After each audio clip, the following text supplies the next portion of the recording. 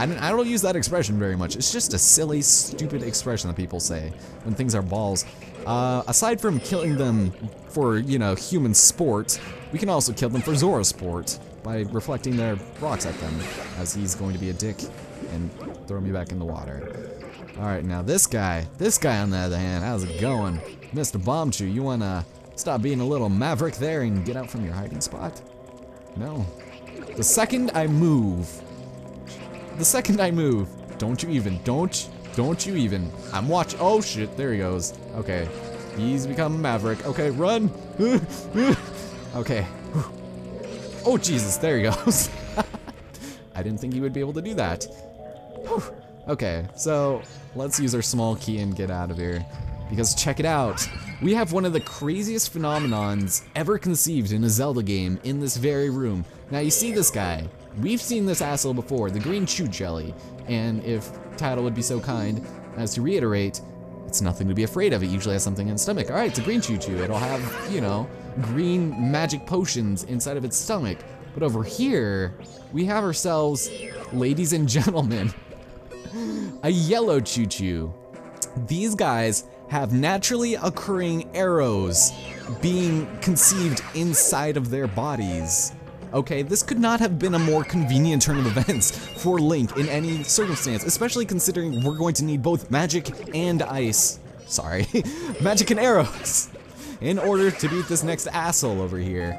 And I don't know, it's just kind of a weird thing. Why would you have naturally occurring arrows in the wild? It's just, I just think it's kind of funny, especially considering the fact that Link can now say he has organic arrows and can preach to all of his Facebook friends to also get these gluten-free arrows. But anyway, this is going to be an interesting fight, so I say we equip this, and what else do we really need? We got the fire arrows, we can do bombs, also bomb chews, alternatively. Or we could also blow shit up with my face, but I don't feel like it, so let's go step into the room for the inevitable middle boss fight of this dungeon. Let's check it out. There's nothing in here. There is nothing in here. Are we supposed to make it spawn? That would be only silly. I mean, reusing mechanics from dating back to the first 3D Zelda game and that first boss, that would just be silly, right? I don't see anything up there. That's ridiculous. Oh wait, just kidding. This asshole. Yeah. Hooray for reused animations! And Queen Goma. Ladies and gentlemen, we've got ourselves an asshole eye here. Okay, so you don't technically need to destroy all of these things, but for the most part, it does help if you, well, if those would explode on contact, to just go and do that to get rid of them, and then go crazy! Yeah! And okay, the circular pad is not very good for this. But even with the Gilded Sword, these things are not felled easily. Now, if you have Deku Nuts from killing all those Deku Buffets, and ooh, free shot! Oh, never mind. Then those actually can come into relatively good effect. And did I just blind him with that? That's kind of neat, actually. I didn't even realize that. Okay, you guys can all just screw off, please. Ooh, don't crush me! Okay. So, and like I said, you don't need to destroy all of these right now, as long as you just have a Ooh, this guy is, oh my god, he's gone hostile. There we go. Okay. Yeah, you can just attack him, as long as there's not stupid goopy stuff going over his eyes. So, that obviously didn't work. So I usually just like killing them all, just because, you know, who doesn't want to kill sentient blobs out for your blood, you know? Come on, press the button. There we go. And just go, okay, you know what, you guys can also just die via bombs. That would be cool. Or not. Alright, here. Jesus, they like keep going over me. Ooh, jeez, okay. Out of here. I'm peacing out, bitches. See you later. Oh god. So your first course of action should be to run inside of a corner where he can't get you, and then just murder all these things that have tried to attack you. Thank you. Thank you, game. Okay, I have no idea what's going on here. This camera is doing me no favors. Camera, help! Why are you doing this? Okay, so he's gonna be relentlessly charging at walls now, and I'm gonna be sitting here jerking off in this corner with all of this gelatinous Vaseline just trying to screw me over. Alright, you know what, asshole? Here, die. Okay, now we can actually do what we were intended to do. And wait for his eye to open, and then, or just wait for him to do that. And God, could you imagine how much this must hurt? God, your eye bills must be off the wall. Oh, Jesus. Okay. You ready? Are you ready, Mr. Eye Friend? Oh, come on. God, they should have called this boss, like, the eye padding something something or other. Just like, I hate waiting for it. This does not necessitate a boss fight. Peace out. Peace out.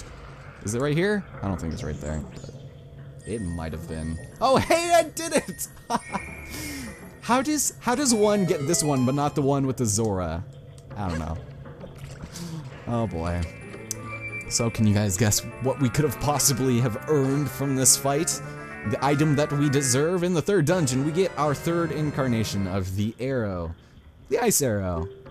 Cool, freeze enemies and objects. Now, even though this item was an Ocarina of Time, it was significantly more useless than it was in this game, because this dungeon actually revolves around, much like the fire arrows in Snowhead Temple. So, I need to sort out my inventory really quick here, too. So ice arrows are pretty badass, and they work in a multitude of manners, and for puzzles and things like that, but the game basically spells out what you need to do for them, and it's just kind of annoying in that sense, so I'm not a huge fan of those sparkles on the water, because, in case you couldn't have guessed, you can only use ice on the surfaces where it's sparkling, otherwise it doesn't freeze, you can't do it wherever you want, so they really hold your hand in that regard there. But yeah, it's still like a really cool thing, and I'm a big fan of being able to freeze the hell out of shit, because it just looks really good in this game. So we're gonna wait for this guy to not be an asshole, because, you know, because they're very, I don't know, subtly blue like that, then I guess that just means you gotta shoot him with an ice arrow to get them frozen in place, and so you can solve puzzles and things. Don't you even— oh, how'd you know I was gonna be there, you asshole? He's like, I predict this is where he will stand. Oh man, that was embarrassing. I got hit by 2 rocks in that one confrontation, what the hell? But hey, we got this puzzle solved, we got our first red water, all perfect and good to go, and actually, we need fire arrows. I just want to make sure that maybe— I just don't want to do too much menu swapping, because I noticed me doing that a really long time ago. That happens pretty frequently, so anyway, let's go over here and escape the fate, and perhaps go this way. This would be the way we would not have to go. Okay, there's an invisible barrier there. The game calls it a wind current, but the programmer calls it the get the hell out of here. You're not supposed to go this way to make things more convenient for yourself, alright? So we go through the jagged edges there, and we can go back up. And now that we have the ice arrows, guess where we get to go? Back in another circle, god damn it. Let's go this way. Please and thank you. Hooray! Alright, so, or do we go here yet? We can totally do this too. Okay, cool. Let's do it! Can I— oh, that would have been nice to make, because now— god, camera, please. Please, camera. I'm begging thee. Okay, yeah, the Zora jump is not gonna work in these waters, apparently. Okay, so now that we're over here, gonna go ahead and do a nice little hook shot on over to this bad boy. And our first instance of needing to use the ice arrows occurs here, and there, and there. There we go. And technically I don't even need to jump to them, because you can get on these ice blocks without being, you know, without being in the water. It's just you have to be out of the water to shoot them. Does that make sense? I don't know, but hey, check it out! Look at this, ladies and gentlemen. So not only did we have the yellow chew jellies, we also have the blue choo-choos. This doesn't have anything inside of it, so it's really just a blob of water. That's racist. We have sentient water attacking us now. This is just great news, and I love it. But of course, since it's shiny, shoot it with an arrow and imbued with magic. And we can go ahead and not get killed by this thing, please. Not get killed by this thing, please. Oh my god, this camera's insane! What the hell happened there? That was very unfortunate. Okay. That was insane. How did I go flying? Oh, poor Chew Jolly. God. Tattle's an asshole. I don't know if I've mentioned this yet, but she is kind of a prick. And I don't use that term all too frequently, however. It is quite true, and oop, I can slide and climb, but just not sustain footing. That's alright. So now that we have both of the red currents required to make that one in that central room before, you know, yeah. Now that we have the 2, we can go back to the 1 and do things great. So, get out of here. I don't care that you're just water. I don't need you for anything ever again. Probably, but not recently. Alright, so of course, because the current is still there, we have to continue along that same path. And wait, ooh, what the hell happened? Okay, that was weird. Thanks, game. Why is there no current?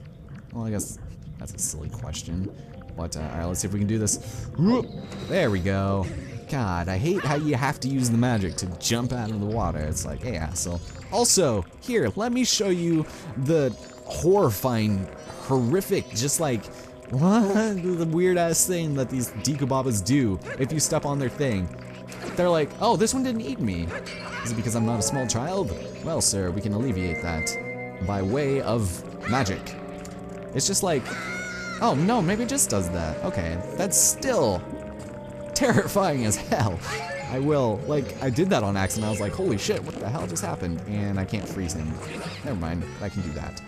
Alright, so we're gonna go and run over here. Also, they can get back on their tadpoles. Lily pads. You know what I'm saying. So, just keep that in mind. It's scary as hell. And also, this is why I wanted the fire arrows, jeez. Okay, boss fight, doing things, let's try this. So yeah, this game has not only, or I guess this temple has not one, but 2 mini boss fights, so it's gonna be fun business for all parties involved. Except for mine. Hey, check it out, it's the Sassel again. We've killed you before, right?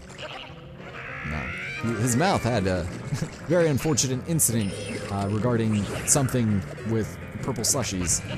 So anyway, he's gonna be going up in the ceiling.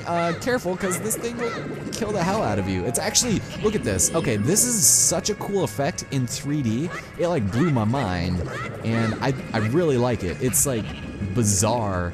Now the idea here is to freeze him while he's up in the air, but you have to wait for him to be all the way up. If you do it like right there, it won't work. It has to be at the very, very, very, very height. So right there. And he's just gonna go like that. So I will attack you, you stupid amphibian. Get over here. Here. There. Yeah, get. Oh, okay. Never mind. I'll let you reform with your gelatinous Vaseline up there, and whoa, jeez. And things will be good. The animation for this is actually really funny. If you get caught on that, he'll do a lot of damage, but you get like, oof, crushed by a giant thing of ice. Ouch. That does not look very painful. But, you know, 2 jump strikes is more than enough to do this. And hey, check it out. Yet another tadpole. Sweet. And oh my god. This must not be very good for the environment, I'll tell you what. I mean, look at this. Look at this. Not only are these, like, emitting just terrible, I guess, emissions, we've also got, like, black smoke death water here? I don't know, I'm confused. This game offers all of the questions, but none of the answers. But hey, with this tadpole here, and if you guys recall, a while back, we got a very special mask called Don Giro's mask. The mask of the Frog Choir's revered conductor. So, while wearing it, we turn into a fabulous frog, which, you know, by no doubt is amazing. Slippy hit! And we can go ahead and speak to this frog. Don Giro, it's been so long. What has brought you all this way? Could it be has spring finally come to the mountains? But look, it is true, winter was so long that I began to lose all hope. Understand, I shall head for the mountains immediately. Good. Hopefully it is actually spring over there. Because if not, you're kind of SOL. So there are 4 we need to collect. 1 is in the Ocean Temple, which is this one. 2 of them are actually in the swamp area, and then the 3rd one is somewhere else that I can't quite remember off the top of my head. But after we leave this place, we will go and reunite them indeed. Just like I said before, I might not have time to do it in the same sitting, but that's alright.